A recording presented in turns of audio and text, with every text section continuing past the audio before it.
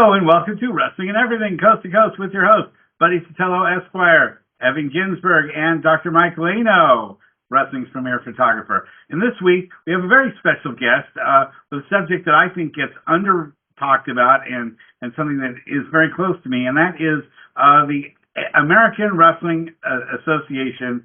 And we have Joseph Kulik, also known, did I get that right?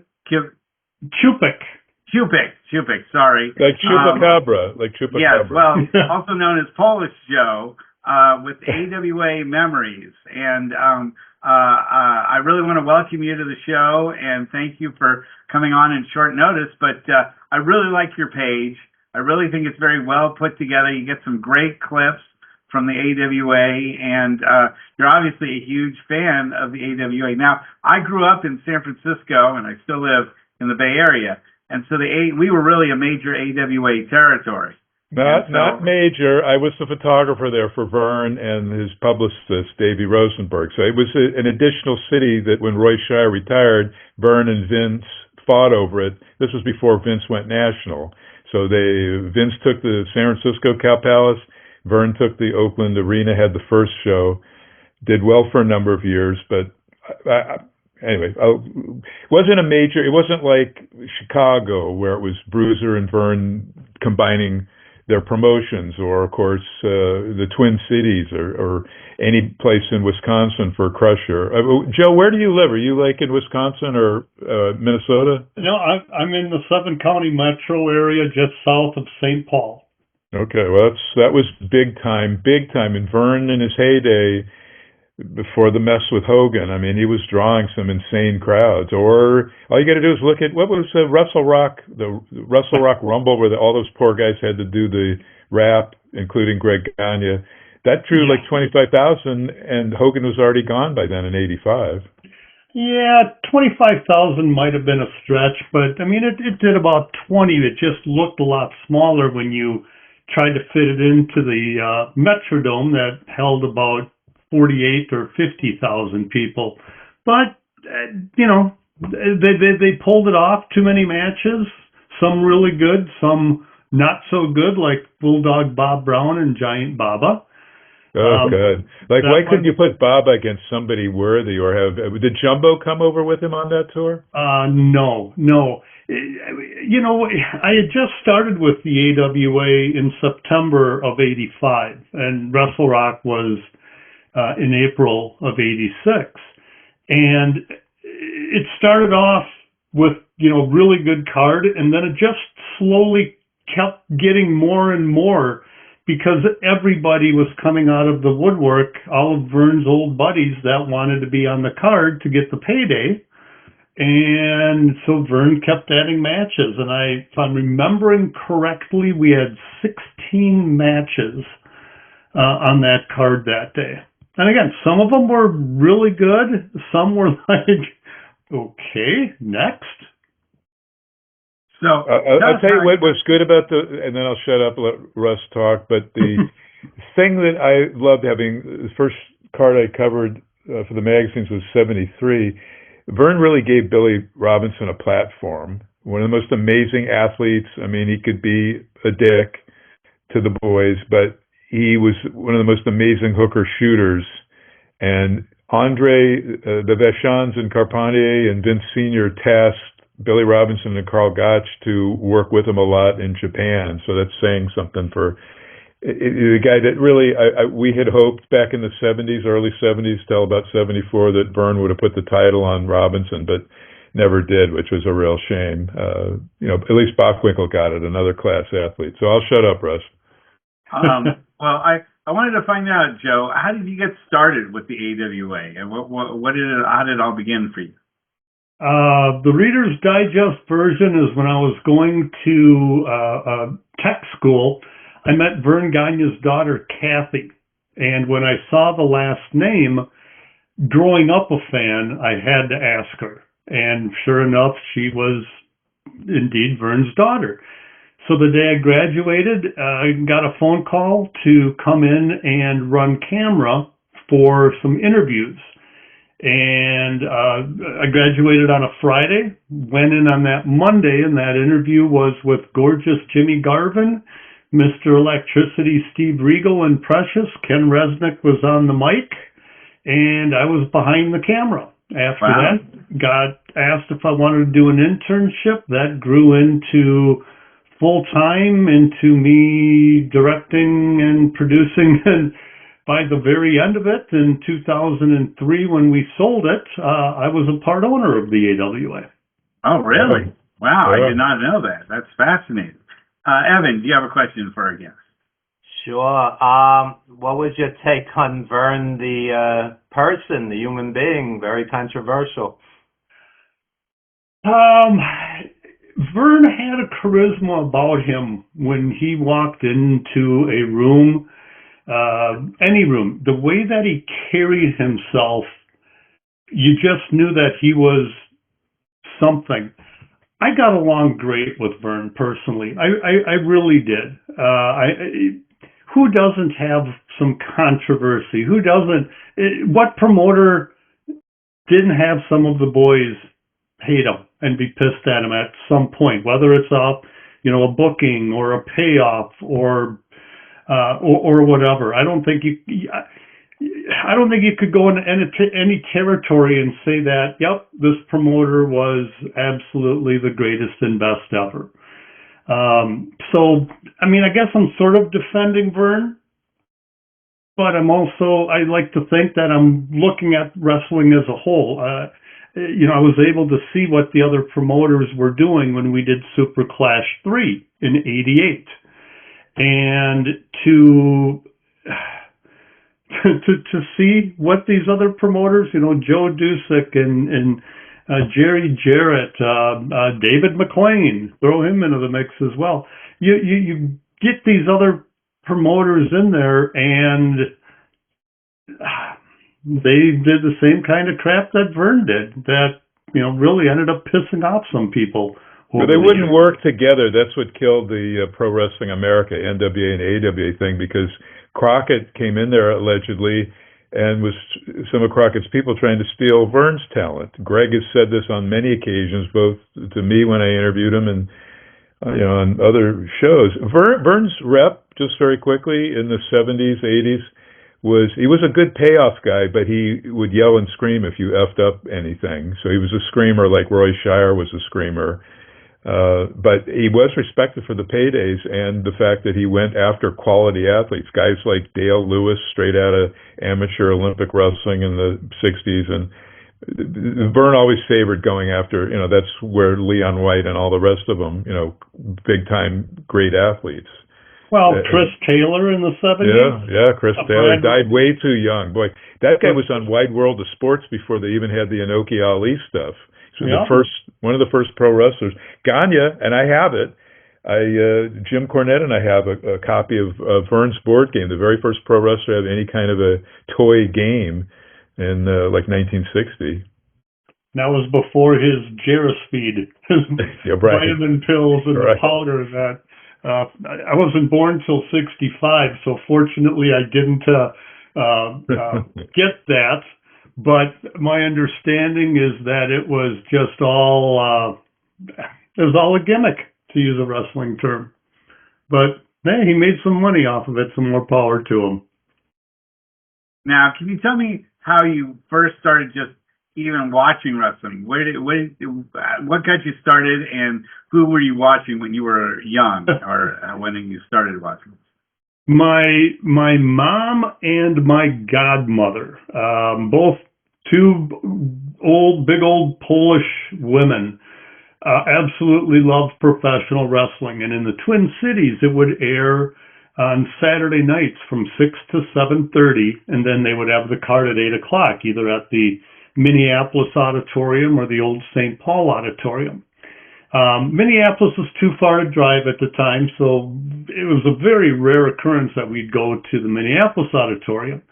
But the first matches, the main event of the first card that I went to, I was almost 5 years old. I remember sitting in the upper balcony, front row. Main event was a cage match featuring Mad Dog Vachon versus the Crusher. And every time I tell the story, I was hooked after that, and faithfully watched it growing up. Never thought I would end up working in the AWA. I was just in the right place at the right time. Wow, that's pretty amazing. So that's weird because Mad Dog Maurice was a babyface by then. He turned when he teamed up with Vern around 78. This would have been about 69. Oh, you're right. Okay, yeah. So if you went, that young, 69, wow. Yeah, I was born in 65, and it would have been in early May, I believe it was. George Shire, the wrestling historian here, I got to check with George on the exact date, but it was in the spring of 69 when I went and saw my first main event. And it was Crusher. Do you remember any of the other matches on the show? Because that would have been a big-time main event at that point with Maurice a heel still. I don't. Again, being 4 years old, I had the impression of going to the first great, big, massive card, but I just remember that main event because I'm 100% Polish, only one of my family born in this country. And so when you've got a guy from South Milwaukee who, Reggie spoke a couple of words. He wasn't fluent in Polish, but I gravitated to him. Loved the entire, barroom brawling, beer drinking, kielbasa eating guy from, blue collar guy from South Milwaukee. Just loved the Crusher, loved the gimmick. Now I can admit this years later, quite possibly the worst finishing move in the history of the business was the bolo punch. With all due respect to Crush, that one was, didn't quite work for me. Any of you guys out there, you should see the first wrestler. Evan was the wrestling co-producer on the Darren Aronofsky movie, which he can talk about, but the first The Wrestler movie was Vern Gagne's in 73, and one of the classic brawls in there is Bruiser and Crusher against Dirty Dick Murdoch and Dirty Dusty Rhodes when Dusty was still a heel. That movie's fantastic. I urge anybody to see that. And then the accompanying Vivian Vachon, who wrestled for Vern, I forgot what it's called, Queen of the Ring, something like that. Just a shoot documentary on Vivian Vachon traveling through Canada and the U.S., just wrestling, same time period. Have all you guys seen Vern Gagne's movie? It was terrific with Ed Asner playing Vern Gagne. I wouldn't say it was terrific. It was campy. It was fun. It wasn't Rocky. No. Yeah. Well, that clip that you're talking about, I've got it on cue to add to my Facebook page. The locker room brawl where Crusher and Bruiser take out the trash. There's a lot of great clips out of there, but as a whole, Evan, I got to say your take on The Wrestler. Absolutely loved the movie. Watched it, and being in the business as long as I had, it was like I've seen this happen many, many, many times to many guys. So you knocked it out of the park, my friend. Thank you. Just a little asterisk.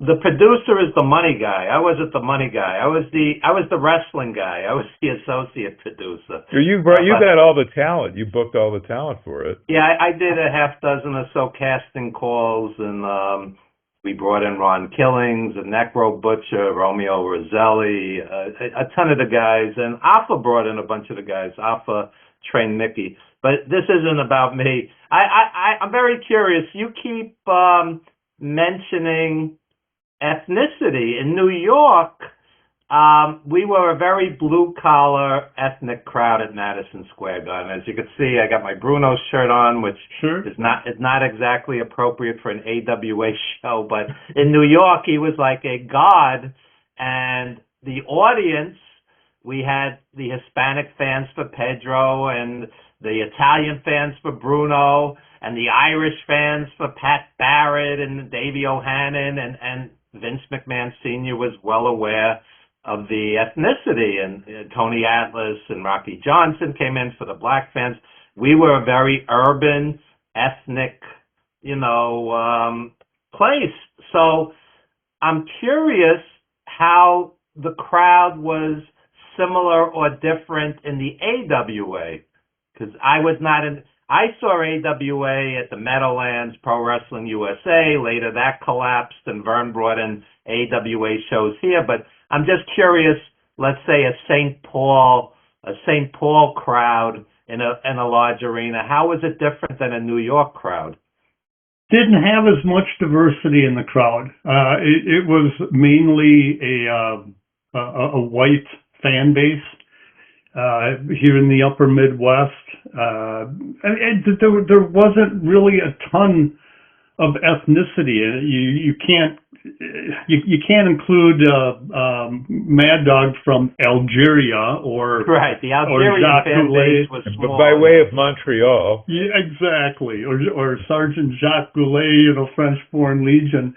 There were very few black wrestlers that came in. We did have SD Railroad or Special Delivery Jones in. Tony Atlas was here for a little while. That was really... Bobo wrestled on the joint Bruce or Gagne shows at the Chicago Amphitheater. Bobo Brazil wrestled a lot. Yeah, but I don't recall ever seeing Bobo on a card here in the Twin Cities. No. So the ethnicity was really blue collar. And it just so happened that it was Crusher, which again, that's why I gravitated to it. And then of course I had Ivan Putski and the Mighty Igor here for short runs. The only other really ethnicity, if you will, was just the babyface against the heel, the likes of Lord Alfred Hayes, or as Crusher used to call him, Lord El Finkel Hayes, or Sheik Adnan LKC. But it was heel and babyface. It wasn't really ethnic driven. In New York, in the 70s in particular, I would say a vast portion of the audience were marks. I mean, if Bruno got punched or kicked or jumped or assaulted in any way, we felt it. We believed it. It was like the Roman Colosseum, Bruno and Spiros Arion who turned on him, Bruno and Larry Zbyszko. What was the psyche of a AWA crowd in the 70s? Same thing here. I mean, there were guns brought in Chicago. Wow. There were stabbings. Wow. Certainly the throwing of beer into the ring, but that's minor when you're talking about guns and knives. People believed it. It was a different time.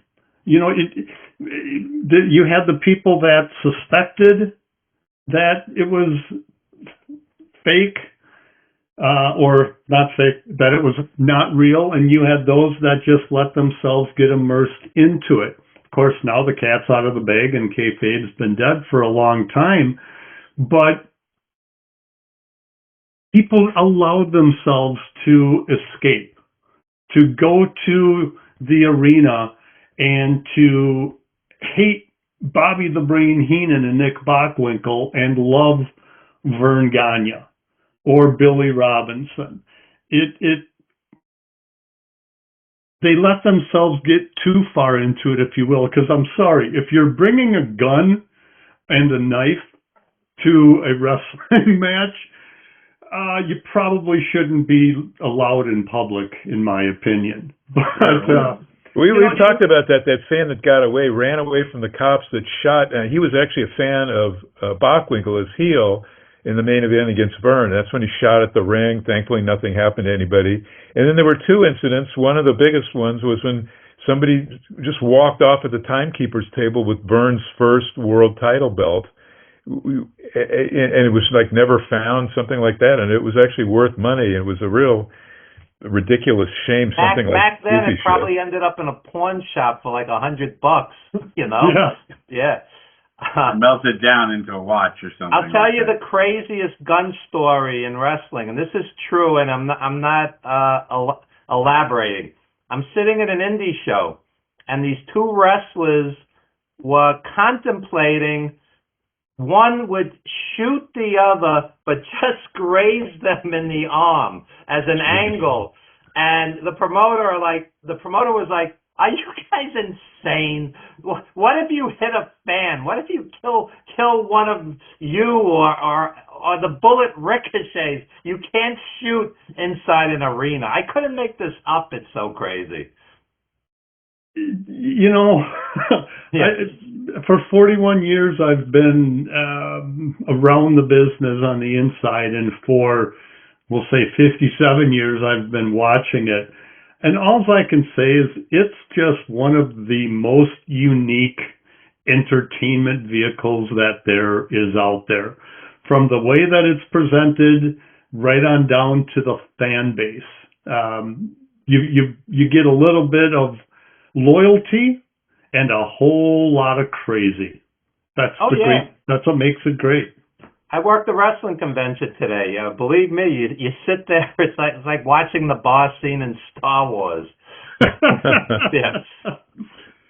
That's a great analogy. So really? let's talk a little bit more about just the AWA's history, because in my opinion, the AWA is the greatest fed to not exist anymore. I mean, when you look at who were the core members of the AWA and how much star power they had in the AWA, it's amazing that they failed so spectacularly. I mean, they had national TV. It was Fred Kohler was the promoter before the figurehead promoter, Bob Luce, who I gave an award to at a AAA show just simply because I wanted to honor what he did, because he was a great on-camera presence for the Chicago TV, like 60s and 70s. But the Marigold Arena in Chicago, amongst the earliest syndicated TV shows from like 48, there was, our Jules Strongbow Los Angeles stuff, and then even more famous was the Marigold stuff. And if anybody wants to see the Crusher when he was really good and a heel, working with the babyface Johnny Valentine for Chicago, it was still a full AWA thing in Chicago.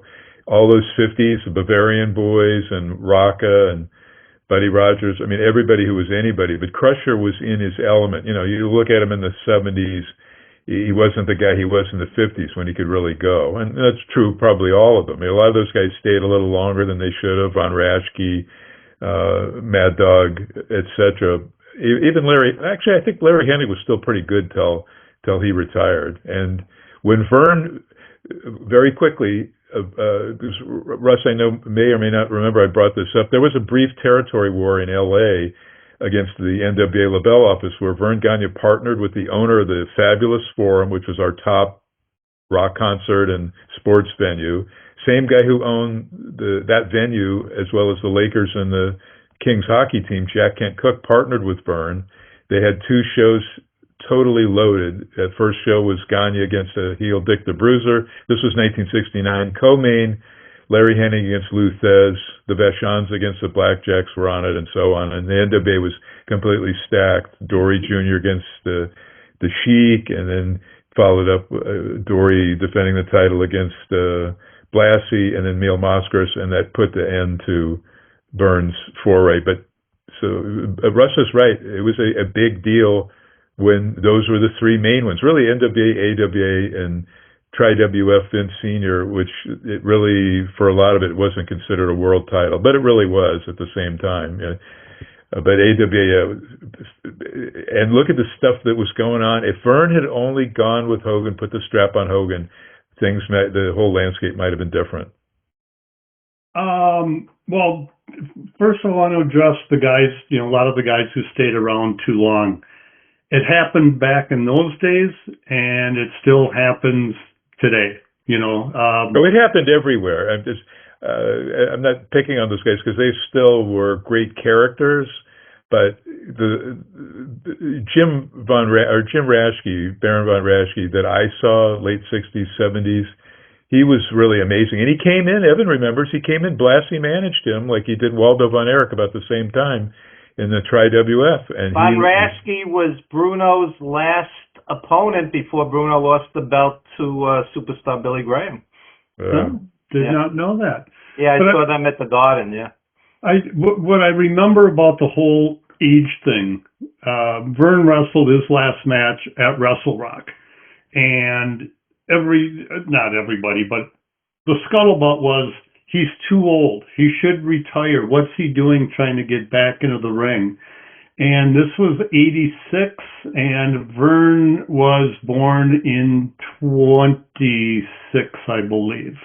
So was I. And so, Yeah. so, Vern old? Yeah, he was 60 years old. But look at the guys that are still working today. I mean, Flair had a match in his 70s. Dory wrestled in his 80s. But both were embarrassing. And so was Vern. So my point is that you can't. A lot of the people that were criticizing Vern for getting back into the ring one last time, as he said in his Wrestle Rock Rumble rap, some of those guys ended up fighting themselves or wrestling themselves in their late 50s, early 60s, and they should not have been. But they still had aura. They still had aura. Mad Dog definitely had aura before he lost his leg. He had that aura oozing out of him that you talked about earlier from like Vern. I mean, Vern, his first match in San Francisco, Russ, I don't know if it started going, but that very first Vern Gagne promoted show, he was in the main defending the AWA strap against Crusher Blackwell. And that was kind of a mismatch. But Vern, sort of carried him. He was fresh out of Vince Sr. territory, Blackwell, and carried him to, a believable match. Oh, who did Blackwell wrestle? Vern in the main event, 1981. It was March of 1981 at the Oakland Arena. Oh, it was the very first show. Okay, you had a shitload of stuff. Ray and Pat as baby faces against the East-West Connection, Ventura Adonis. And John Studd was working for Vern, and he wrestled Dino Bravo. It was a stacked card. The still incarcerated rock and roll Buck Zumhoff. I actually wrestled Heenan on that show. So it was a stacked for the AWA. It was a really great show. And later on in years, we got to see Brody regularly with Stan Hansen at the Gagne shows before Gagne just gave up against Vince about 4 or 5 years into that war over the Bay Area, Northern California.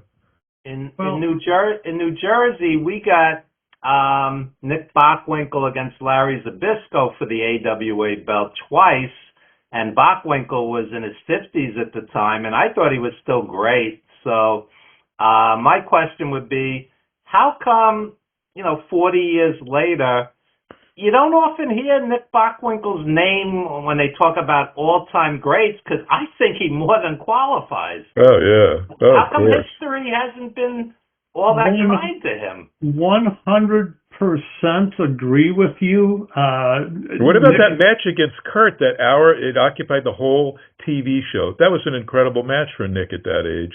There's two matches that I say were the two greatest that I've ever been involved with, production-wise. I obviously wasn't a wrestler. One was Rose and Summers against the Midnight Rockers. That was in the Showboat. Absolute bloodbath, and that catapulted the Rockers at that point.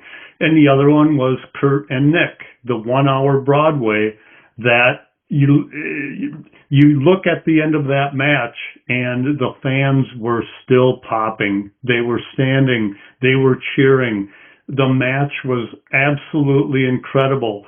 And that was sort of, for me, that was Nick starting to hand over the reins to Kurt. I mean, he ended up doing it at Super Clash 2 when Zbyszko, with the roll of dimes and so forth. But that was Kurt's, let me rephrase that. That was, to me, the beginning of Mr. Perfect, was at Super Clash 2. And, of course, Nick in his complete professionalism and class, he sold it well. He knew that his time was up. Now, let's see, Super Clash was in May 2nd of 88. Or no, 87, sorry. And then Nick's last match would have been in August, I think in Oshkosh, Wisconsin, against Kurt. But back to your question, Evan, I don't know why Nick doesn't get the respect that he's due. He's on my Mount Rushmore of professional wrestlers. He could work. He could talk. He was believable. He was one of those guys that didn't have to come out and start screaming and shouting and have the entire 2 to 2.5 minute promo be a scream fest. He could come out. He was articulate. He even carried a little. And he worked so well with Bobby Heenan. He worked so well with Bobby Heenan. Well, the funny thing about that is it was completely against what the wrestling manager was about back in the day. You put a wrestling manager with somebody who could wrestle, who looked like $1 million, but couldn't really talk. But then you put Bobby and Nick together, and they complemented each other so damn well. An anomaly in professional wrestling. But those two worked. I mean, to this day, I still call Bobby Heenan, he's my GOAT. Bobby could manage, he could do an interview, he could do color commentary, and he could work. Nick would always say that oftentimes if they're doing a spot show and either him or Ray couldn't make it, that the fans got a better card and that they got a bigger pop for the match because Bobby got into the mix more than just being a manager outside the ring. That's how good Bobby Heenan is. But to get back to Nick, Evan, I don't know why he doesn't get more credit.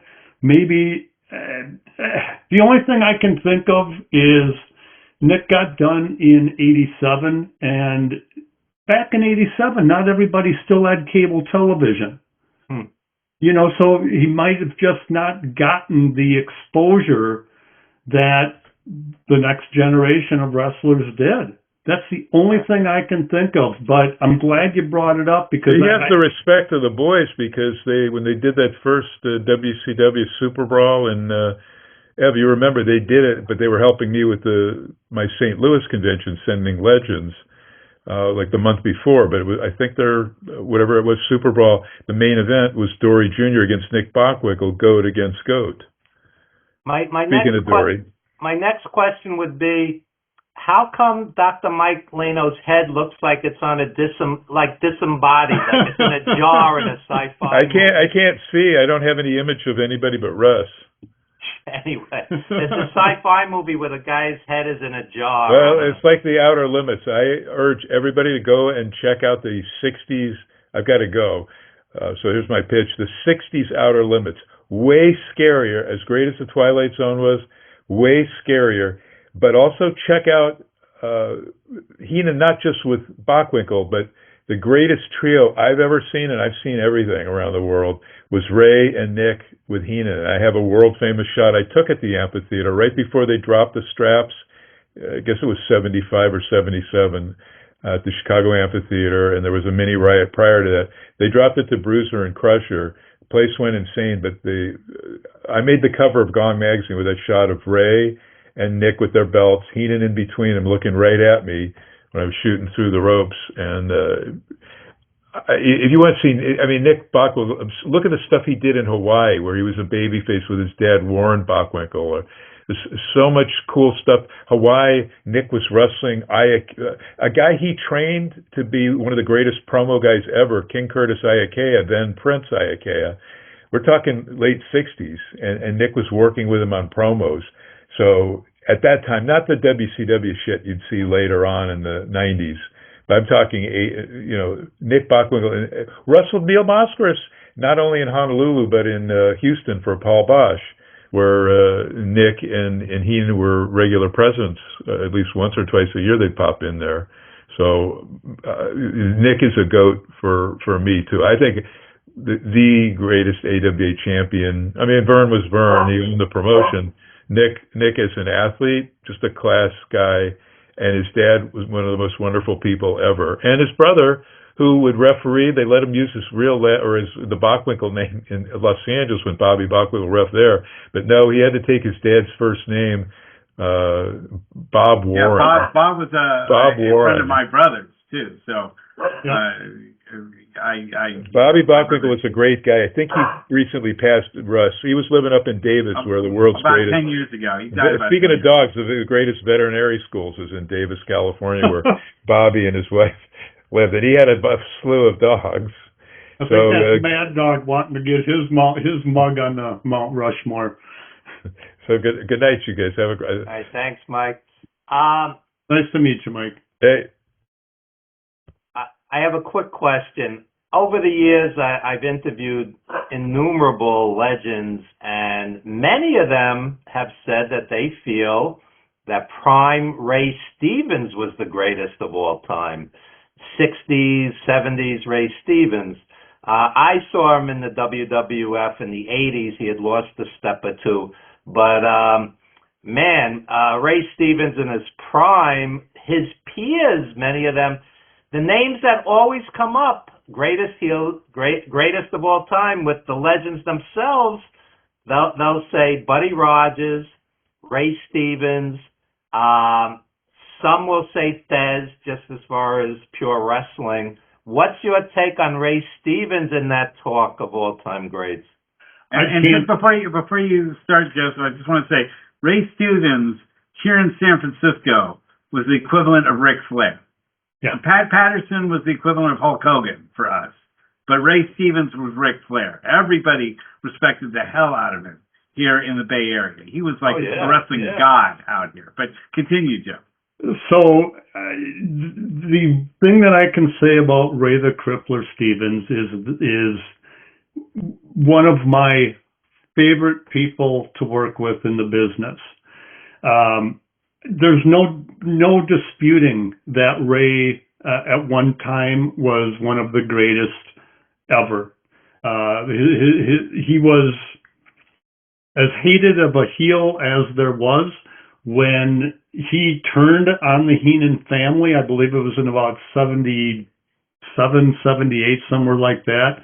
When he turned babyface, that was a shock throughout the entire AWA that, oh my, Ray the Crippler Stevens attacked Nick Bockwinkel and Bobby Heenan.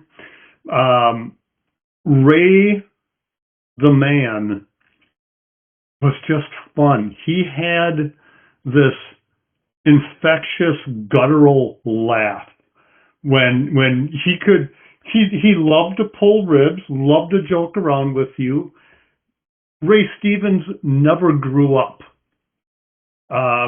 Physically, yes. Mentally, he was still that, I believe, God, what was Ray 16 or 14 when he started wrestling? Pretty young, yeah.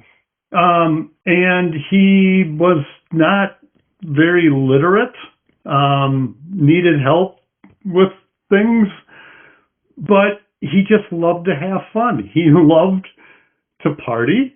And the one story that I've told several times is in the about 87, 88 era, Ray and Wahoo were rooming together, living together. And one morning, Ray comes into the production office. He comes into the production room, and he's just laughing his ass off. And he says, "You got to hide me." And I'm like, "What the hell did you do now, Ray?" Well, the night before, he and Wahoo, as they typically did, got all drunk and shit-faced. Wahoo passed out on the floor, and Ray pissed on him. And so Ray he's hiding. It's like, you do realize that you share an office with Wahoo. You're going to have to deal with it. He goes, "Yeah, I know, but right now I just need to stay away from him as much as I can." Of course, Wahoo comes in, looking all over the office for Ray, finds him in the control room, and just starts yelling. No, there was no chops, no fighting or anything. But lo and behold, it didn't take very long before Wahoo paid him back and did the exact same thing to Ray. But that was Ray Stevens, Wahoo too. They never grew up. They were two teenagers that just wanted to continue to have fun. Wahoo at some point, matured a little bit, I guess, but deep down in his heart, when he and Ray became roommates, they were just a couple of teenagers having fun every single night. Let me ask you a question that transcends wrestling, because as you're saying all of this, all three of us are not kids. We're in our 50s, 60s. Ray Stevens was gone at age 60 or 61. He had health problems towards the end of his life. I know this because Mike Lano was a dear friend of his. Mike Lano did a tribute to Ray on his television show back in the day. Now, it's great to have fun, but somewhere down the road, there's the physical toll, abusing yourself too many years, and it's not for longevity. Wahoo didn't live to a ripe old age either. Now, my question would be, live fast, die young, have fun every day of your life, and maybe lose decades down the road, or, slow but steady wins the race. I'm out doing Tai Chi, with people in their 80s and 90s who don't take a single pill. But they're taking care of themselves. They're watching everything they eat. They're not abusing alcohol or any other substances. I'm asking you guys as mature adults, what's the happy medium?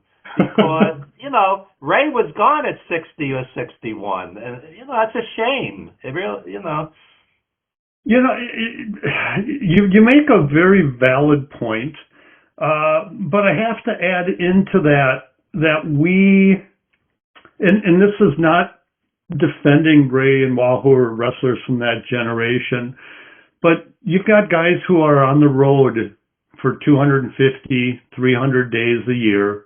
Oh, yeah, 50 days. Yeah, and that very well could be. And while they didn't do the high-risk acrobatic moves that they do today, that's still going to take a toll on your body. And so the painkillers, the alcohol, the drugs, whatever it was that they used to hide, or throw in steroids as well, but to hide the pain, it eventually is going to catch up with you. While Ray and Wahoo had their fun, Evan, you're right. I mean, what's the best way to do it? Do you want to burn out like a dying star early, or do you want to live long? To each their own, I suppose. I've chosen the other side. I mean, I did certainly party back in my day, but now it's 61 years old.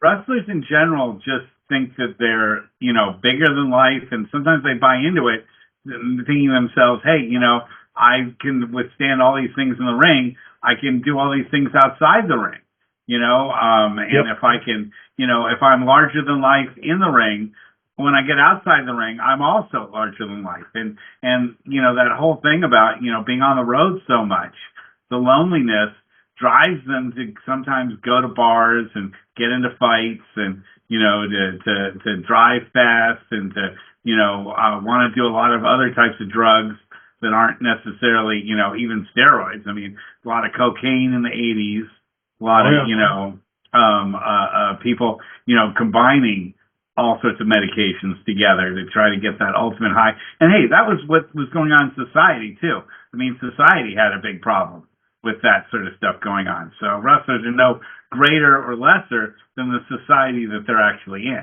correct? Joseph has a very valid point, though. If you look behind me, this is the cover of my book, Wrestling Rings, Blackboards, and Movie Sets. That's Lanny Poffo and Nikolai Volkov behind me. Both were dear friends of mine. Lanny didn't take a drug, ate very healthy. Nikolai would not eat meat. He was very health conscious. Both were gone late 60s, early 70s. The road, the lifestyle will kill you. Nikolai said to me at one point he was so exhausted, like we just said, over 300 days a year. He said he fell asleep with his eyes open. He didn't know that was humanly possible until it happened to him. Okay? Vince McMahon Jr. had them crisscrossing the country and continents every night. And they weren't looking at it like the AWA territory. They were like, you're in New York today and LA tomorrow or whatever. They weren't concerned about their health or well-being back in the day. So Barry Windham tells a story. He was on the road for 91 straight days in WWF. He said, I couldn't take it anymore. Terry Funk said the same thing. He just left one day. He says, I can't take it anymore. So, and here's something people tend to forget. Guys like Nikolai or Ray Stevens or whomever, they were wrestling in smoke-filled arenas. That can't be healthy. Nikolai had heart problems at the end. And also, as huge guys, some of them, they were carrying a lot of weight on their heart. Nikolai at one point was 340. He was massive. That's a strain on your heart, even if you're eating healthy and everything else. So there's a lot of variables here. Being in different time zones every night, every day. Not sleeping well. You have a plane to catch 7 in the morning or whatnot. This was not conducive to longevity. You could count on maybe one hand, 2 hands at most, wrestlers in their mid-80s to 90s. Black Gordman's alive. No Mascaras. Mil Mascaras, I think, is 83, 84. There's not a lot of guys 85 to 95 in this business. Am I right, Joseph? No, 100%. People think it's such a glamorous life, and they get paid all of this money for working, 20 minutes. A 10-minute match, walk out, whatever. No, you factor in the training that they've got to do, especially today. I mean, wrestling is completely different today than what it was back in the day. So let's get that out of the way. But traveling for work is not glamorous. It's just it's work.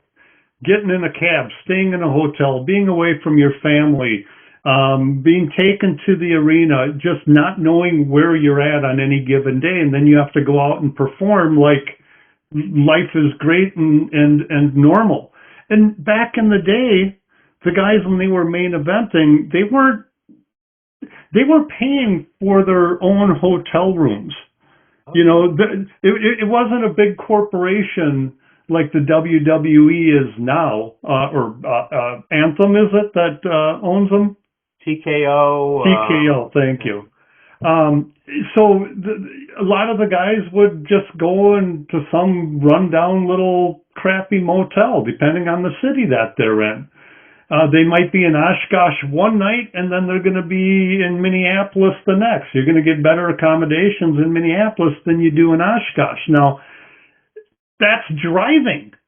Yeah. That's what a lot of the guys did back in the territory days. They were driving. So you're in a car for 2, 4, 6, 8 hours. It's about a 7-hour, 6.5-hour drive from Minneapolis to Chicago. So they wouldn't fly, they would drive. And then you'd drive, do your match, stay in the hotel, party, and then have to drive probably up to Milwaukee to do another card. It takes its toll on it. And again, I'm not defending how the guys made themselves feel better, if you will. To each their own. To get back to Ray Stevens, Ray and Wahoo, they like their alcohol. I'll just leave it at that. So, Joe, I want to, while we have some time left, I want to talk a little bit more about the AWA and why, in your opinion, do you think it failed with such a huge, incredibly talented roster that they had? Well, it was brought up earlier about how if Vern would have put the strap on Hogan at Super Sunday, how that would have changed could have changed the professional wrestling landscape. I don't think that in any way, shape, or form. If that would have happened, it would have only delayed it. And here is why. If you take a look at Minneapolis versus, well, we call the territory New York, even though they're in Connecticut, Yeah. But it's New York. If you're a professional athlete and you want to be on the biggest stage in the world, let's say you're a free agent. Are you going to sign with the Twins or the New York Yankees? If they've got the same equal money, where are you going to go? You're going to go to the bigger stage. And Vince had the bigger stage, but he also had the bigger vision. He took advantage of pay-per-view and cable television, did the crapshoot on WrestleMania 1, made it rock and wrestling, and he won.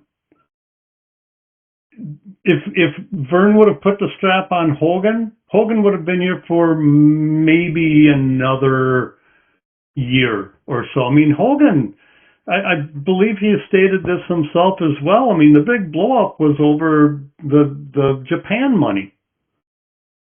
So if Hogan would have had the championship, would that have changed the Japan money, the payoff and the merchandise for Hogan that Vern kept? No. So it was inevitable that Hulk Hogan was going to leave the AWA. The one final thing that I will say about Hogan in the AWA, Hulk Hogan was created in the AWA. Hulkamania was born in the AWA. It got unleashed to the rest of the world in New York through the WWF at the time. And that's what a lot of the younger fans don't know. I mean, Terry Bollea was rescued and revived in the AWA. When he first came here, they gave him luscious Johnny Valiant as a manager because Hogan There he is, right here, my friend. There you go. Yeah. He could not cut a promo, and so luscious Johnny Valiant was his mouthpiece.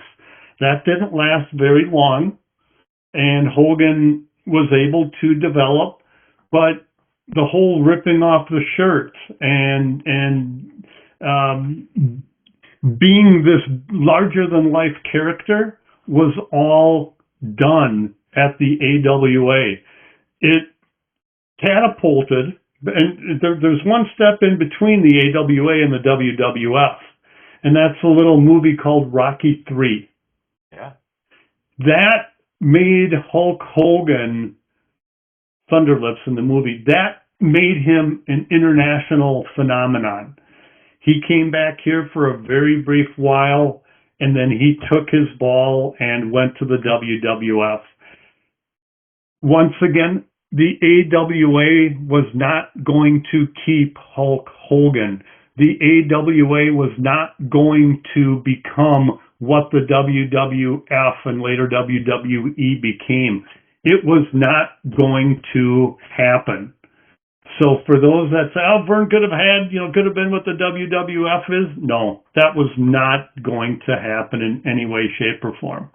Let me ask you a quick question because we're running out of time.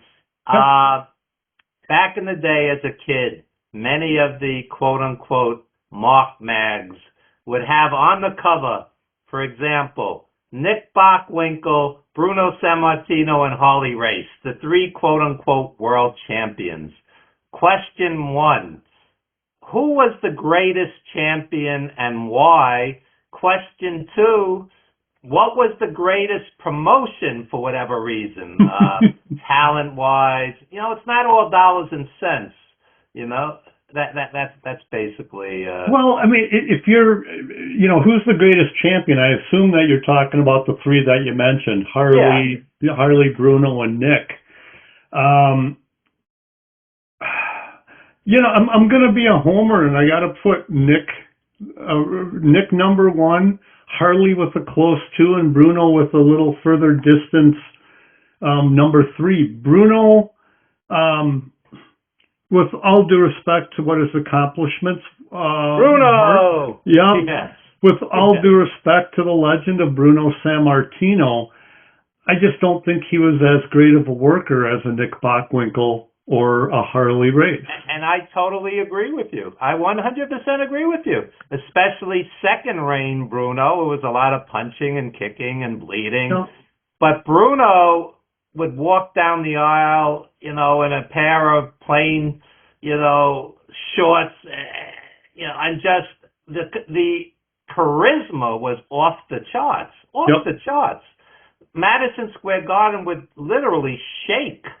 So no, he did not touch a Nick Bockwinkel or a Harley Race, both of whom I saw live many times, and I absolutely agree. Yeah, he wasn't the wrestler they were. In his first reign, it was more wrestling, but still, Bockwinkel and Race. But why would you put Bockwinkel over Harley Race? Because those guys seem pretty comparable as far as great wrestlers. For no other reason other than because I saw Nick Bockwinkel growing up. I became closer friends. Like I said in the beginning, it was a homer call that I put Nick over Harley. Those two are so close, they're literally interchangeable when it comes down into the annals of professional wrestling history, and their ability in the ring, their style on doing their promos were very similar. Harley would be more deliberate, and get really heated when he needed to, which didn't happen a ton, but it happened. So their styles were very much alike. I do remember growing up that I always wanted to see Nick Bockwinkel against Harley Race for the World Championship. We saw Backlund against Harley Race at the Garden, and it was a big deal back then. NWA versus WWF champion. Okay. I tell people, I'm attending wrestling since 1974, and I'm watching since 72. I tell people the greatest live wrestling I ever saw was Crockett in the 80s in Philly and Baltimore, occasionally at the Nassau Coliseum. Flair on top, Horseman, Midnight Express, Rock and Roll Express, so on. You mentioned Wahoo. Wahoo was always great. At its peak, let's say AWA 70s, Patterson, Stevens, Bockwinkel, etc. What was the greatest promotion at their peak? WWF, AWA, or NWA, and why? So first, I got to preface it by saying that in a way it's an unfair question only because... I ask all unfair questions. Yeah, well, but here's the reason why I say it's unfair is... This was before cable and before the internet, and so the only exposure that I was able to get of the WWF, of the NWA, WCCW, was through wrestling magazines. But I could see the AWA. I could go to the live events. So purely from a nostalgic standpoint, I got to go with the AWA, but I agree with what you said about the mid-'80s NWA. I started in '85 with the AWA, and I was jealous of the NWA's production. Vern would still try to do it on a shoestring budget and do it the way that he had always done it. The fact that we played music for everybody when they came out was like, wow, for Vern. It's like, that's enough. He didn't want to get into, not the pyro as much, but he just didn't care as much about the visual presentation. And so in that regard, I was not only jealous of the NWA, but certainly of the WWF, who had the production standards were fantastic. From a talent standpoint, The 80s NWA is tough. You know, a couple of the guys that I worked with that you didn't mention in there were the Road Warriors. Yeah. And I credit Hulk Hogan and the Road Warriors with, and I got to add a third one in there, and Sherry Martel.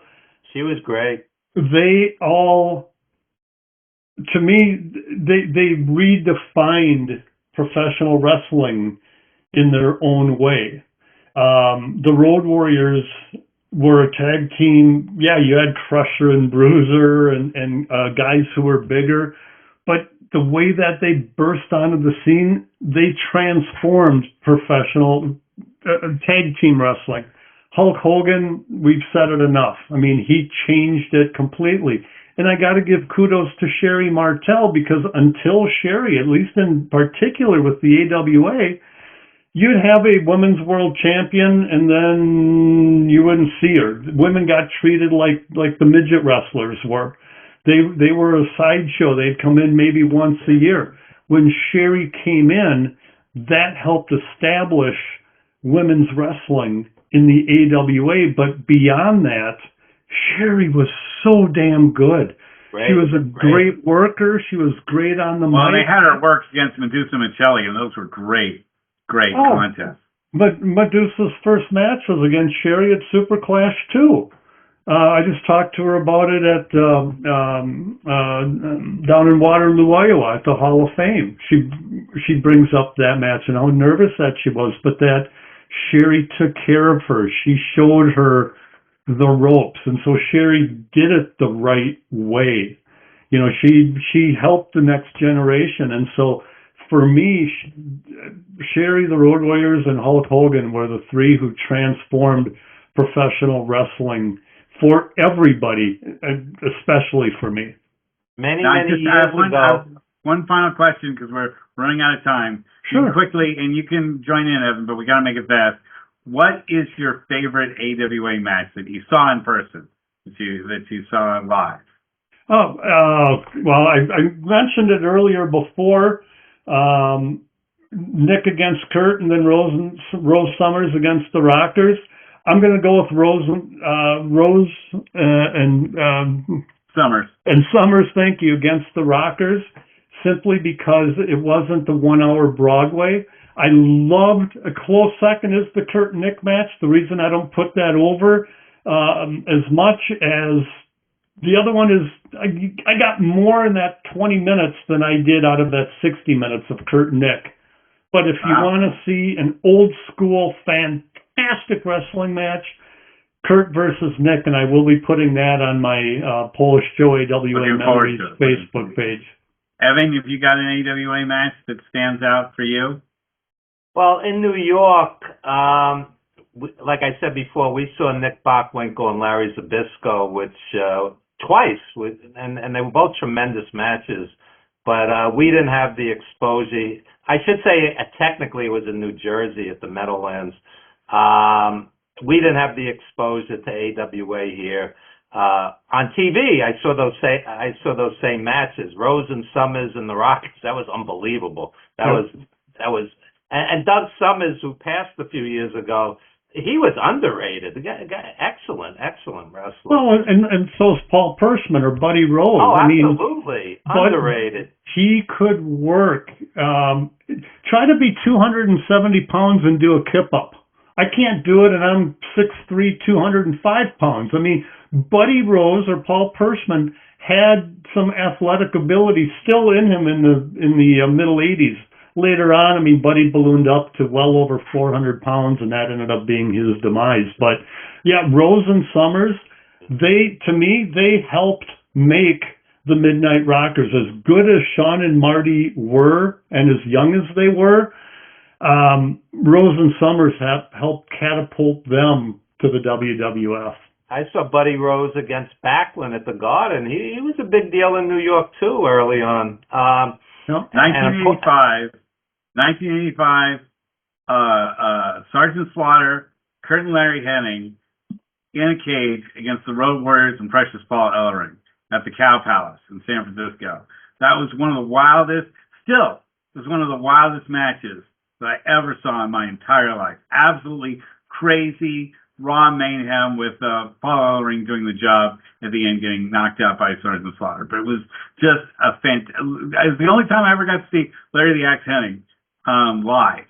So that was like, right at the end of his career. And I know we're running out of time, but the one other match was really the finish of the match, but that was the heel to babyface turn of Jerry Blackwell. Bruiser Brody and Abdullah the Butcher attacked him. In fact, that post will be coming up in the next few days on my Facebook page. But even though there were hints at something coming, when it happened, I was in the arena as a fan. It still shocked the living hell out of me. And that arena was just like, wow. And Brody was relentless, and Jerry took an absolute beating that night. Joseph, I'll tell you a funny story. So AWA's running at the Meadowlands. Vern has Brody on like the second match on the card against Steve-O because he didn't trust Brody. Can you imagine? Yeah, one of the biggest stars in the world, and he's like in one of the prelims. Yeah. Some of the decision making was a little ridiculous back then, Well, Frank, one of my all-time favorites, but you didn't tell Bruiser Brody what to do. Frank Goodish, he looked out for himself, and I give him all of the credit in the world for doing that. I still think that might have been part of his unfortunate help with his unfortunate demise at the end. But he knew the business. And for whatever reason, why you would have Bruiser Brody on the second match doesn't make sense to me. Bruiser Brody, King Kong Brody, whatever moniker you want to put him under, was one of my favorites to watch because he was just so unpredictable. I saw him wrestle Abdullah on an indie, and they're brawling through the crowd, bleeding. The crowd's fleeing like in a Godzilla movie. It was wild. I saw Brody and Bruno in a cage. People forget he was in WWF in '76. Oh. So Brody was amazing. Before we sign off, I just want to remind people we started the Evan Ginsberg Show on Black Cody's Wrestling with the 80s YouTube channel. So check that out also. We got to get you on that show. You got to get on Wrestling with the 80s. I'll make an introduction between you and Blair because I think you'd be a great guest for Blair's show. Please, Joe, why don't you plug everything you got to plug here and let people know how they can get a hold of you through social media. So two things. I do a podcast as well called AWA Unleashed, and it's 99% AWA, talking about the good old days of the AWA. We got Mick Karch and Chris Tubbs. He's our producer for that show. Mick Karch is a great guy. I love that guy. Great guy. I've known Mick for over, 40-some years now. Well, when you run out of guests and topics, you're absolutely out of topics. I could be a guest on that show because I didn't talk nearly as much about AWA as I wanted to tonight. Well, hey, sounds good. We're always looking to bring some old AWA fans on. And then the other way is my Facebook page, Polish Joe AWA Memories. I like to call it Stories from Behind the Lens. I've got a collection of pay-per-views that I produced in the early 2000s. And then just a collection that I've, just kept over the years for my own prosperity. And I got to say the site has taken off, and it's great to see. I've got about 12,000 followers or 11,500 followers, whatever, and that's only happened in the last couple of months. And the reason I bring it up is it's just a testament. The AWA has not been in existence for 35 years. Wow. And people are... The comments, I remember this as a kid. Oh my God, Big John Nord and his Nord Motor Company car commercial. That Mad Dog match, the Crusher. I love it because that's what I grew up on. And it's nice to see that there's a lot of other like-minded people out there. When I take a look at the demographics, 45 and older male is the primary demographic. Bingo. That's how you got me. Yep. That got me. Joe, we'd love to have you on in the future. Sure. We got some other projects or anything like that coming on. You're a great guest, and really enjoyed having you. So we'll see everybody next week. Good night, everyone. Thank you. Thanks, Joe. Thank you.